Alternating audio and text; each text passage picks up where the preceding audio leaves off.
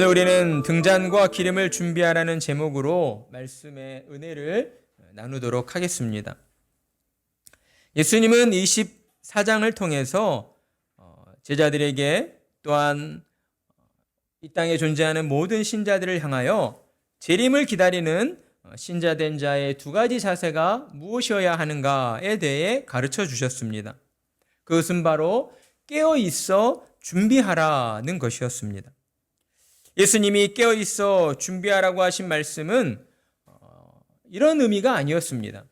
예수님이 이전에 제자들을 이제 전도자로 파송하시면서 너희가 내 이름으로 말미암아 모든 사람에게 미움을 받을 것이다 라고 말씀을 하신 적이 있었습니다.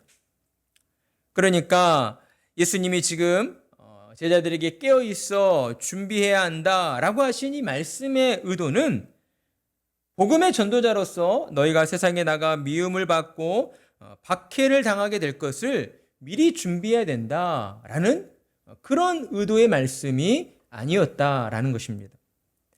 세상에서 겪게 될 고난에 대해서 너희가 준비하고 있어야 한다라는 그런 의도의 말씀이 아니었다라는 것이죠.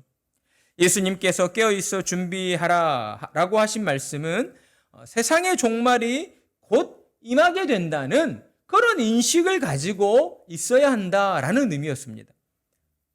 세상의 종말이 곧 임하게 된다는 그러한 인식을 가지고 마지막 날을 준비하고 있어야 한다라는 의도였다라는 것이죠. 그러나 세상 사람들은 이러한 세상의 종말에 대해서 생각하기를 꺼려합니다.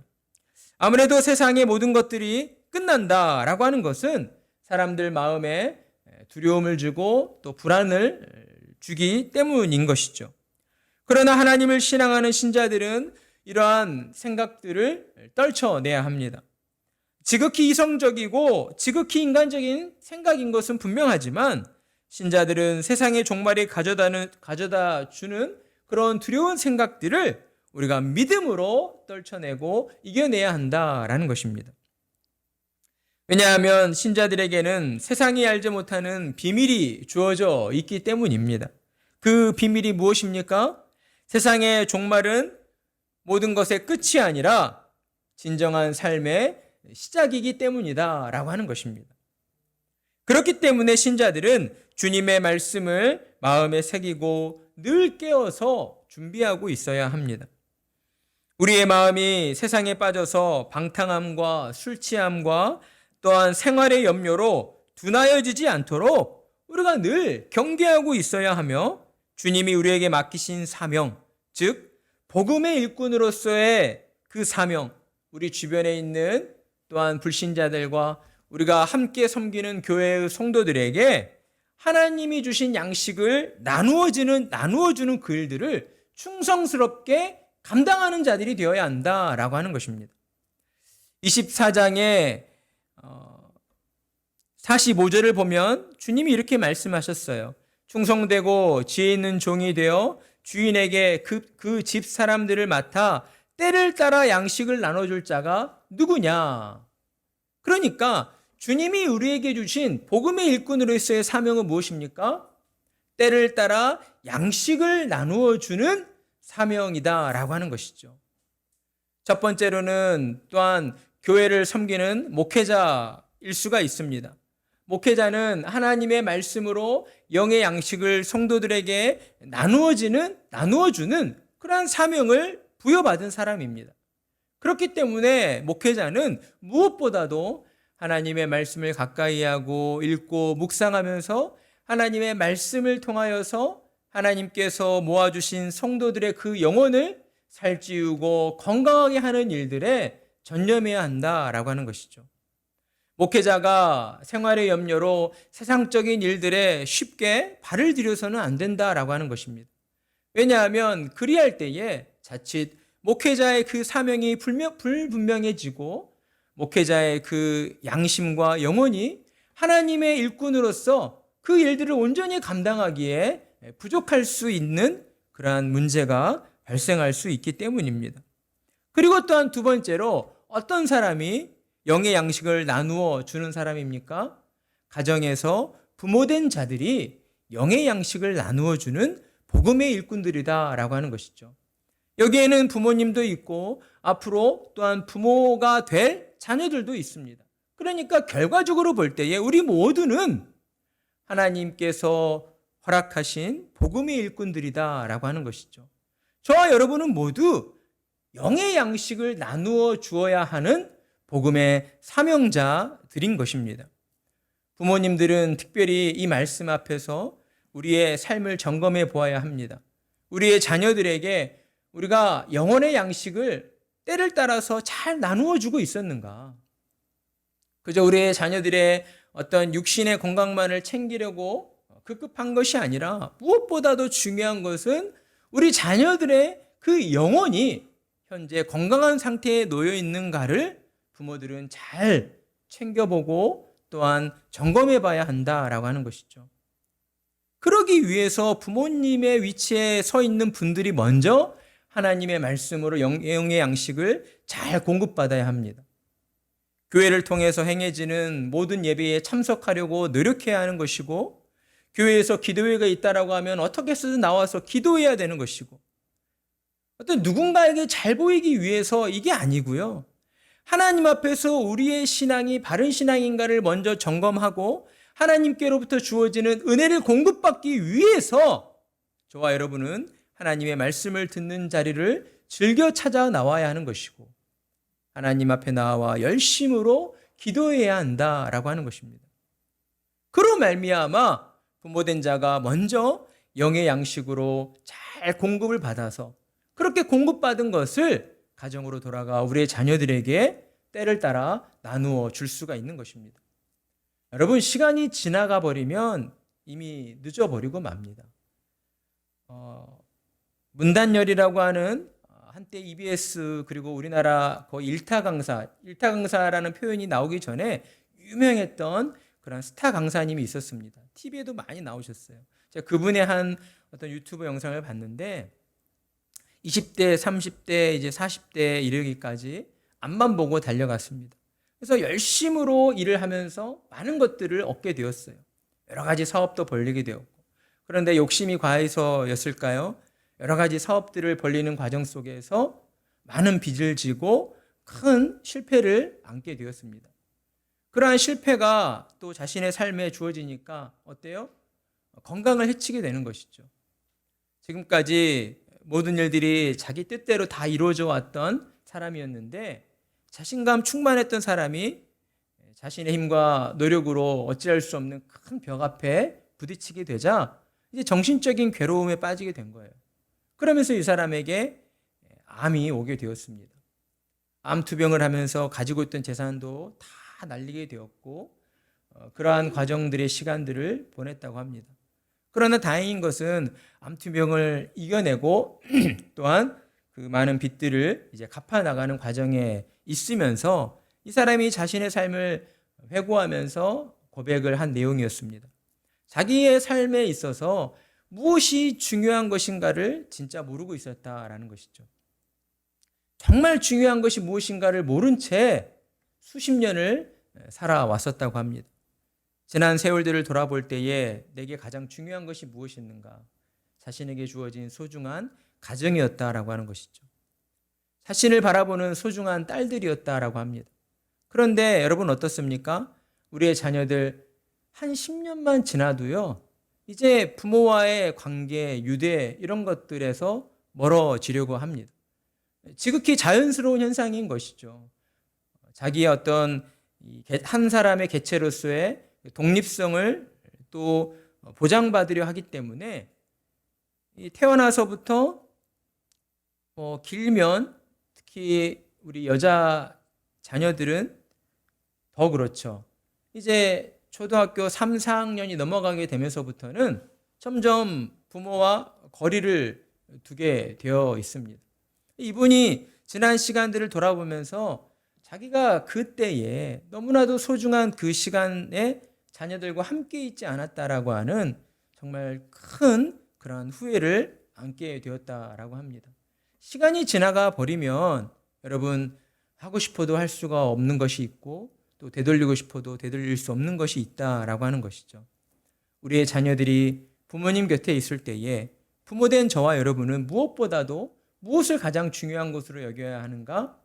영의 양식을 나누어 주는 일들을 가장 중요한 일로 우리가 여겨야 한다라고 하는 것입니다. 여러분, 그러면 하나님께서 다 책임져 주실 것입니다. 하나님께서 우리의 자녀들의 삶을 붙들어 주시고 또한 은혜로 인도해 주신다라고 하는 것이죠. 주님이 제자들에게 또한 이 땅에 존재하는 모든 교회들을 향하여서 깨어 준비하라라고 하신 말씀은 바로 이러한 의미가 담겨져 있었던 것입니다. 이 땅을 사는 동안 우리가 멈추지 않고 계속해서 이루어가야 하는 일이 있는데 그것이 바로 우리에게 맡겨주신 사명, 복음의 일꾼으로서의 영혼의 양식을 나누어주는 일이다라고 하는 것입니다. 예수님께서는 이러한 일들이, 영의 양식을 나누어주는 일들이 신자들에게 얼마나 중요한 일인가를 깨우쳐 주시려고 이제 25장에 넘어와서 두 가지 비유의 말씀으로 말씀을 주시고 있습니다. 첫 번째 비유는 열처녀 비유의 말씀입니다.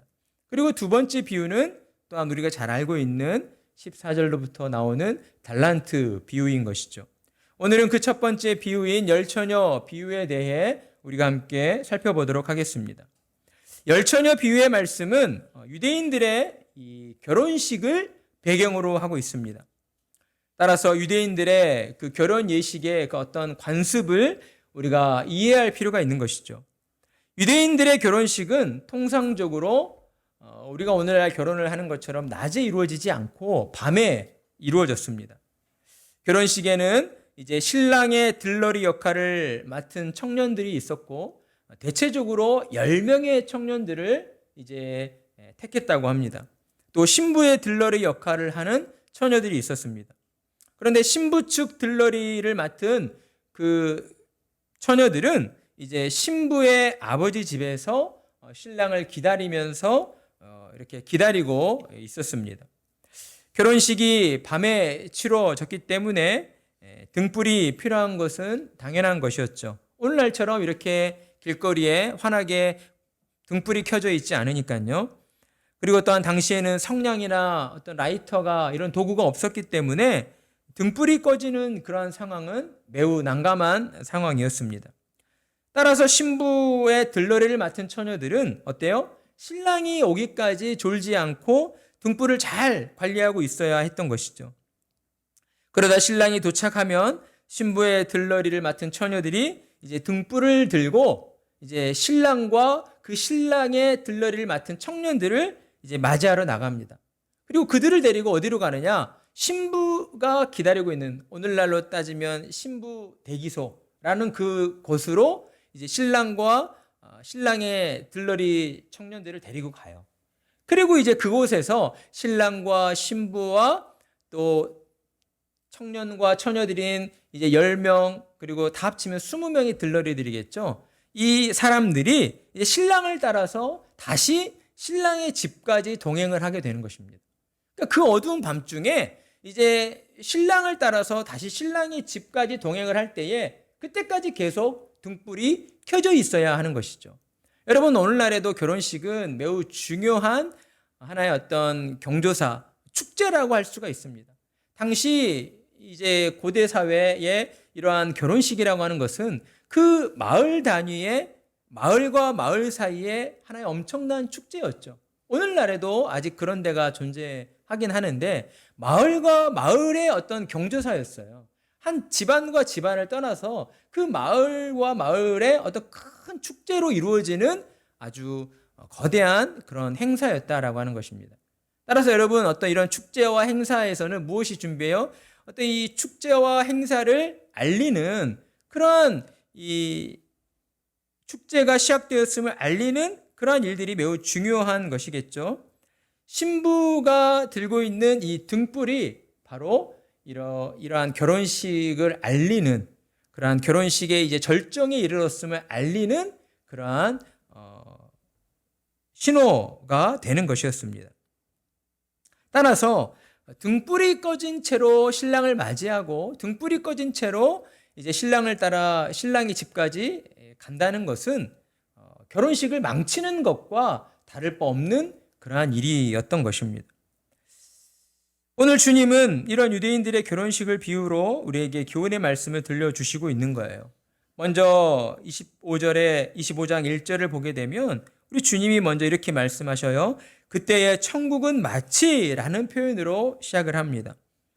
이 표현은 우리가 볼 때에는 이제 바로 앞장인 24장에서 성전이 무너질 것이고 세상에 재난과 환란이 임할 것이고 주님이 재림하셔서 종말이 임하게 된다. 이렇게 예언을 하셨잖아요. 이 예언의 말씀과는 너무 상반되는 말씀처럼 보여지죠. 그래서 우리가 볼 때에는 이것이 좀 앞뒤가 맞지 않는 것 아니냐라는 그런 생각을 가질 수가 있습니다. 그러나 여러분, 주님이 25장에서 그때의 천국은 마치라고 표현하신 것은 주님이 재림하시는 그 종말의 날이야말로 신자들에게 있어 참으로 복된 날이다라는 것을 우리에게 가르쳐 주시려 한다라고 하는 것입니다. 신자에게서 주님이 재림하시는 세상 마지막 날은 하나님께서 우리를 위하여 예비하신 천국 잔치에 들어가게 되는 가장 기쁘고 가장 복되고 가장 행복한 날이 되기 때문이다라는 것이죠.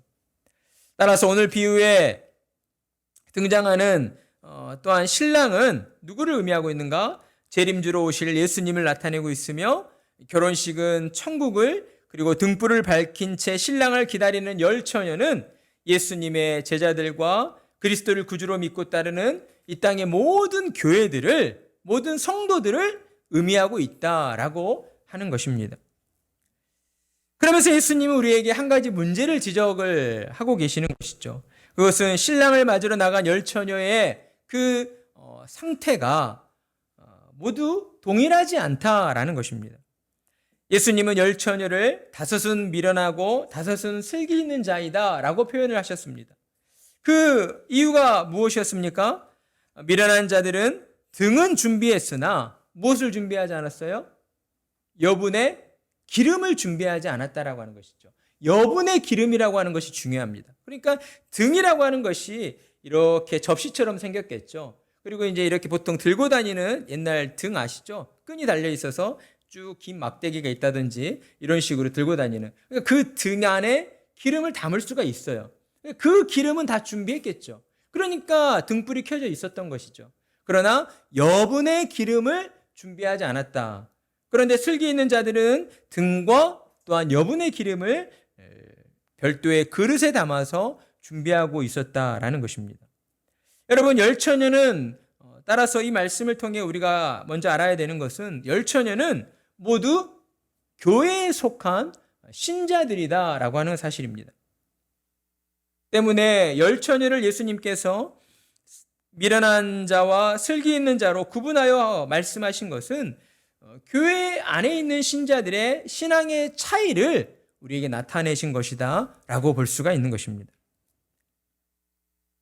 여러분, 열 처녀는 어떻게 신부의 들러리 역할을 하게 되었습니까?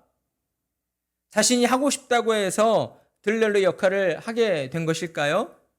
보통 그렇지 않죠. 신부 측에서 신부가 선택한 사람에 한하여 들러리 역할을 맡게 되는 것입니다. 그러니까 이 열 처녀들은요, 자신이 자원해서라기보다는 신부로부터 초대를 받고 그러한 들러리 역할을 맡았다라고 하는 것이죠. 따라서 열 처녀들은 어때요? 자신이 맡은 그 들러리의 역할이 어떤 일을 하는 것인가를 잘 알고 있었다라는 것입니다. 그들은 등과 또한 기름을 그리고 여분의 기름을 잘 준비하고 있었어야 하는 것이죠.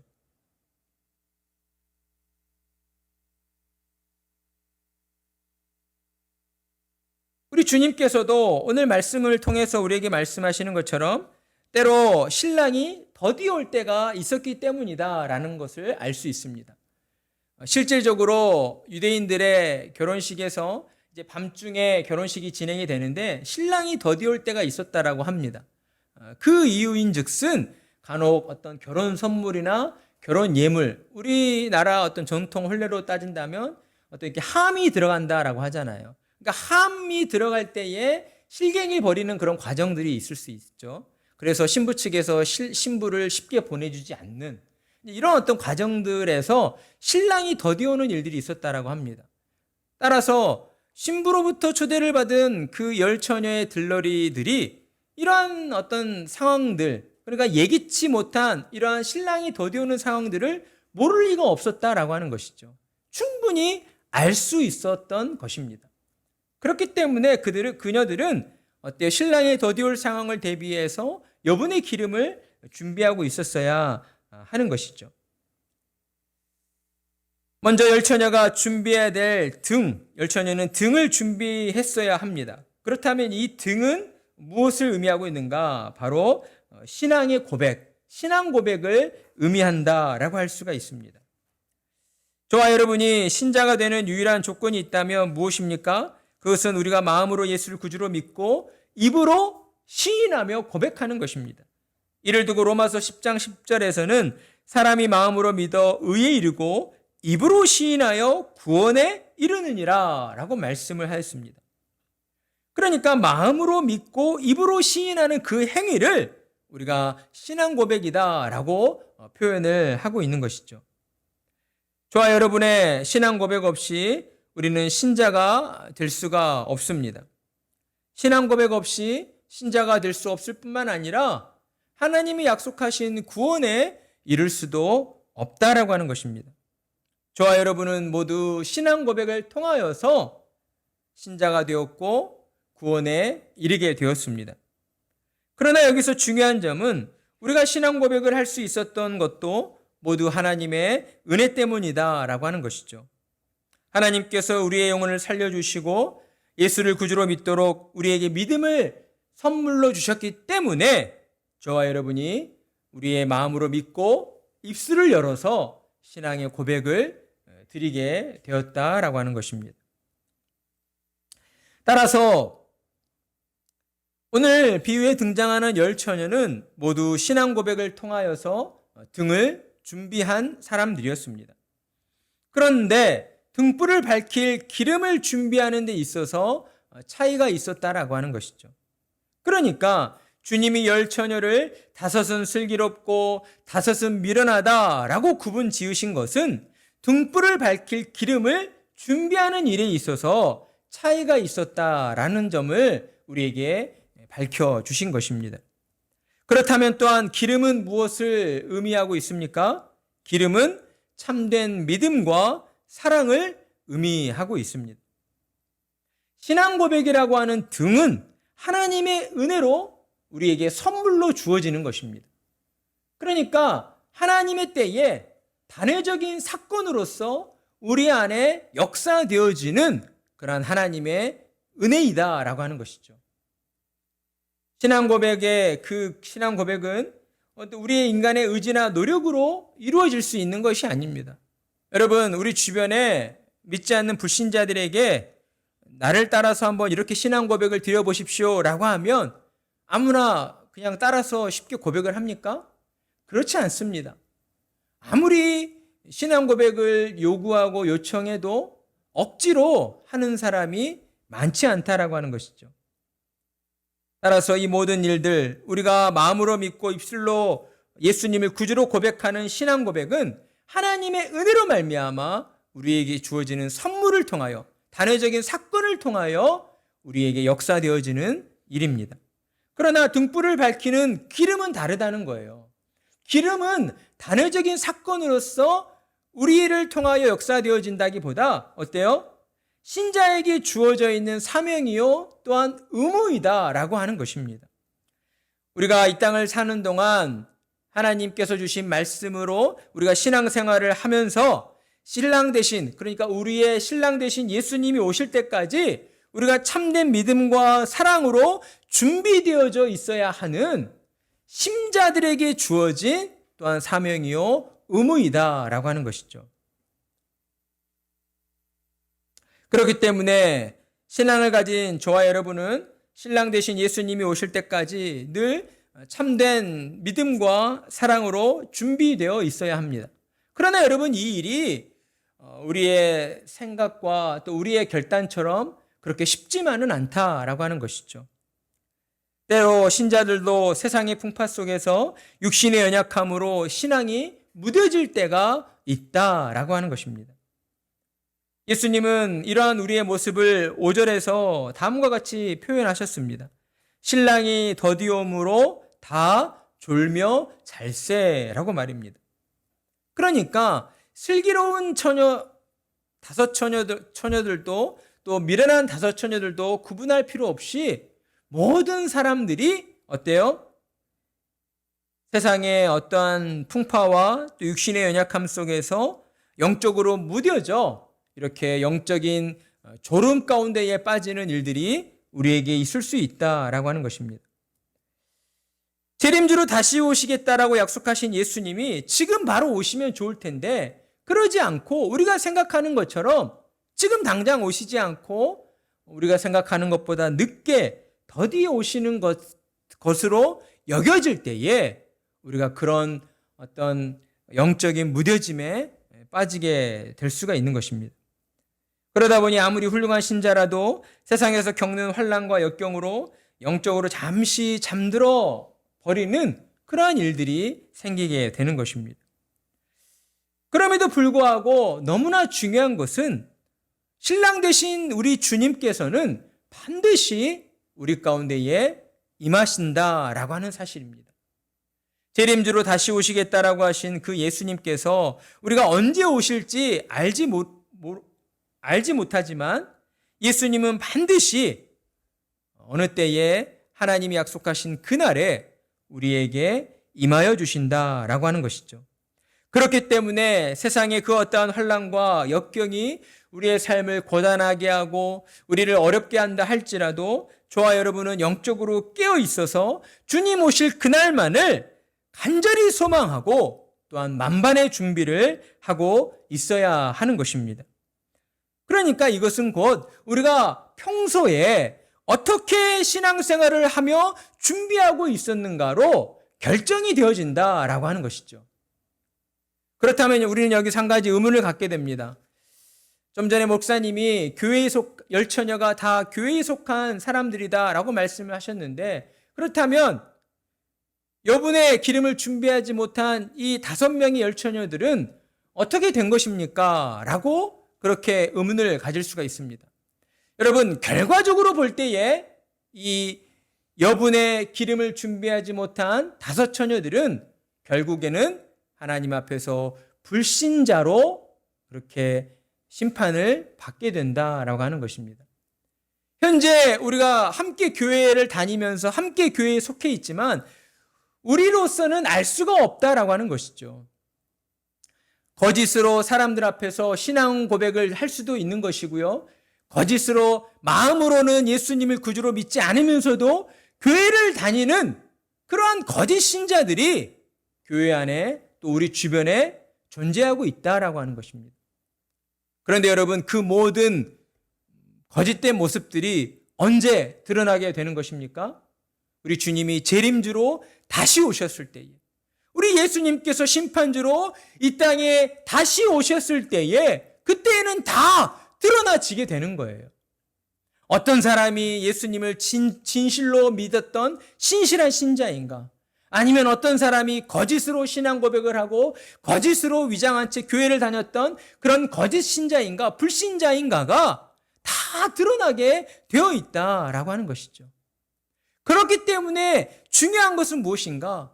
예수님은 이 말씀을 통해 우리에게 어떤 공포를 조장하려 하시는 것이 아니라 두려운 마음을 가져야 한다는 것이죠. 두렵고 떨리는 마음으로 너희의 구원을 이루어 나가야 한다라고 우리에게 말씀을 하시고 있는 것입니다. 우리가 교회 안에 있기 때문에 신앙 고백을 드리고 예배를 드리고 있기 때문에 나는 마땅히 하나님께로부터 구원받아야 할 자야, 하나님이 나를 마땅히 의로운 자로 여겨주실 거야 라고 하는 그런 교만한 생각, 교만한 마음을 우리가 가져서는 안 된다라고 하는 것이죠. 여러분, 오늘날 교회가 왜 세상으로부터 지탄을 받습니까? 왜 세상 사람들로부터 인정을 받지 못합니까? 왜 우리가 믿고 있는 그 신앙이 보잘것없는 것으로 여겨지고 있느냐, 이 말입니다.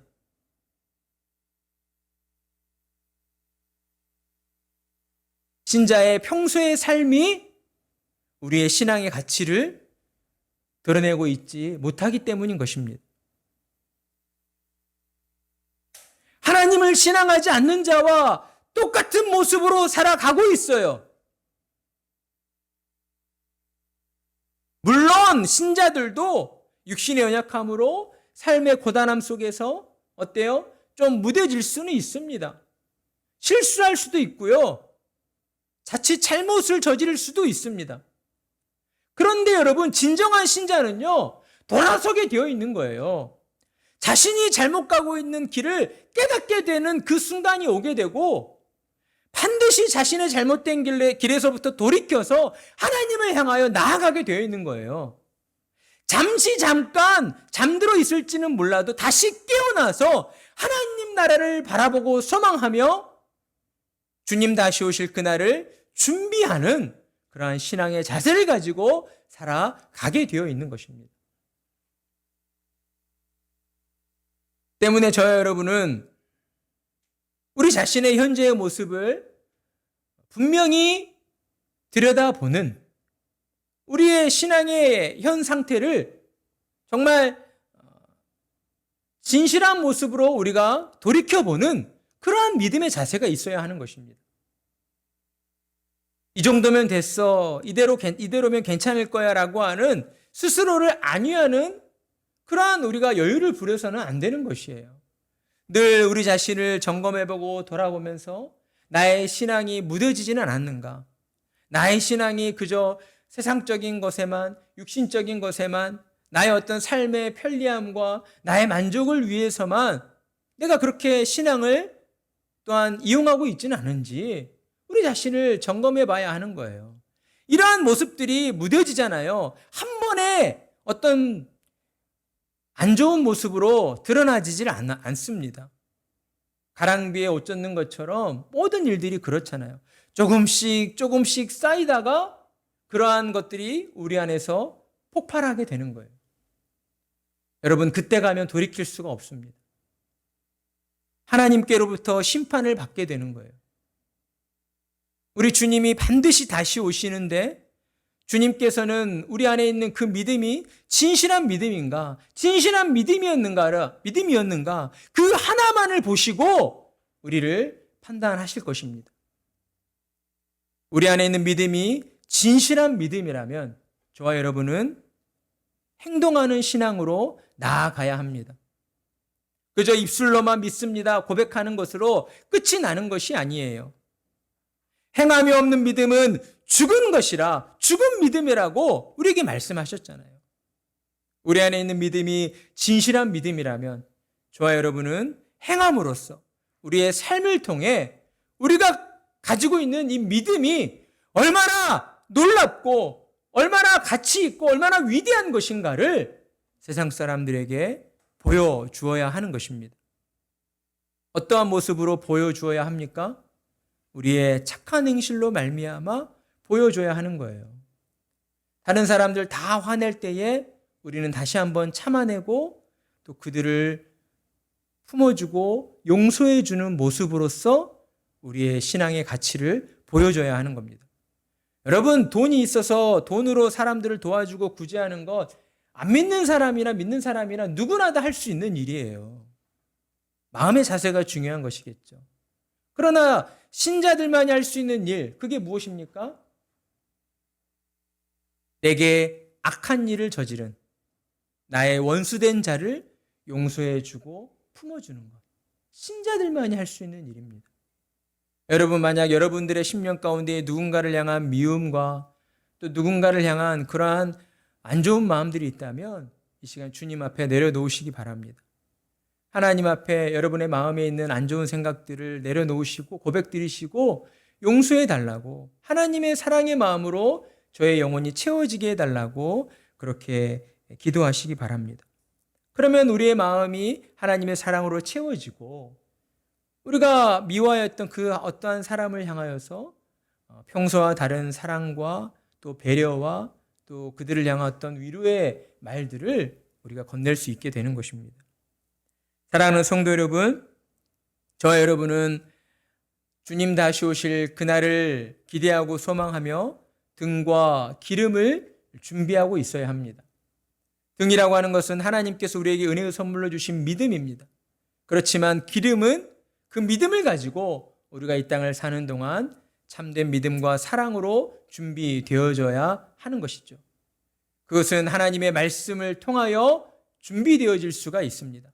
하나님의 말씀을 듣고 그 말씀에 순종함으로써 우리의 참된 믿음과 사랑이 주님 다시 오실 그날까지 이루어져 가게 되는 것입니다. 그러니 사랑하는 성도 여러분, 저와 여러분은 매일매일 하나님의 말씀을 가까이 해야 할 것이고 하나님의 말씀을 듣고 또 읽고 묵상하면서 주님의 말씀을 우리의 마음판에 새겨야 할 것입니다. 그 마음판에 새겨진 대로 저와 여러분이 순종할 때에 하나님께서는 우리가 언제 어디서 누구와 함께 있든 우리에게 성령 충만함의 은혜를 부어주시고 성령님이 우리와 함께하여 주심으로 그 어떠한 순간에서도 우리가 주눅들지 않고 담대하게 믿음의 사람으로 나아가도록 저와 여러분을 인도해 주실 것입니다. 그러한 은혜가 우리의 모든 삶에 충만하기를 간절한 마음으로 축복합니다.